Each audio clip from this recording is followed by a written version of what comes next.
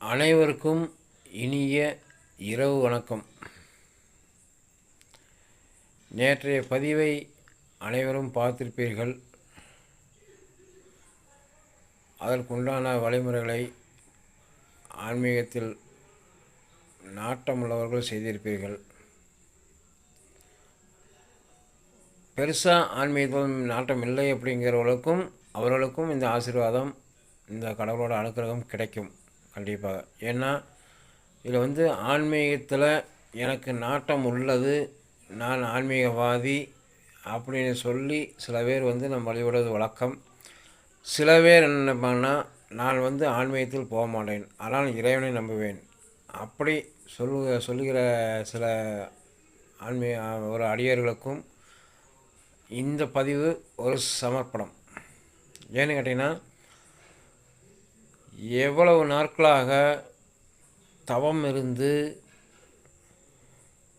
எவ்வளவு நாட்களாக நாம் நமசிவாய மந்திரத்தை உச்சரித்து, இல்லை நமக்கு பிடித்த தெய்வத்தின் மந்திரத்தை உச்சரித்து, அதன் விளைவாக எவ்வளவோ நன்மைகளை அடைந்திருக்கிறோம். சில பேருக்கு நம்ம சீக்கிரம் புரிய முடியவில்லை. காலையில்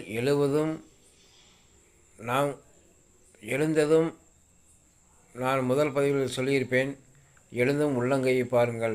உள்ளங்கையை பார்த்து நமக்கு இன்றைக்கி என்ன செய்ய வேண்டும், என்ன தொழில் செய்ய வேண்டும், அந்த தொழில் எவ்வளவு நமக்கு வெற்றியடைய வேண்டும், இதெல்லாம் நீங்கள் உள்ளங்கையை பார்த்து பேசிவிட்டு, ஏன்னா உள்ளங்கை அப்படிங்கிறது மகாலட்சுமி, பேசிவிட்டு அந்த நமக்கு தூங்கி எழுவது அப்படிங்கிறது மறுபிறவி. அந்த மறுபிறவி கொடுத்த இறைவனுக்கும் ஒரு நன்றி சொல்லிவிட்டு நமது அன்றாட கடமைகளை செய்ய துவங்கலாம். தியானம் பண்ணுறது, எக்ஸசைஸ் பண்ணுறது, வாக்கிங் போகிறது, இதெல்லாம் நம்ம அப்படியே தொடர்ச்சியாக நம்ம நடைமுறைப்படுத்தலாம்.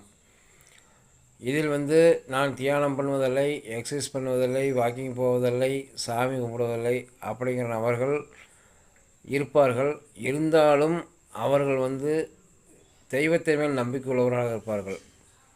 ஏன்னா இதெல்லாம் செய்வதற்கு எனக்கு டைம் எனக்கு கிடைக்கவில்லை, நான் நைட்டு டியூட்டி பார்த்துவிட்டு வந்துள்ளேன், காலையில் நேரமே எழுந்திருக்க முடியவில்லை அப்படிங்கிறவங்க இருக்காங்க.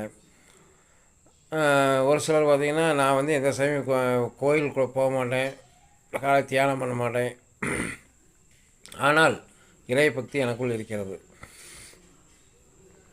அப்படிங்க இருக்காங்க.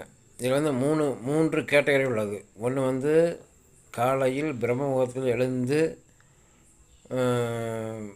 சில கடமைகள்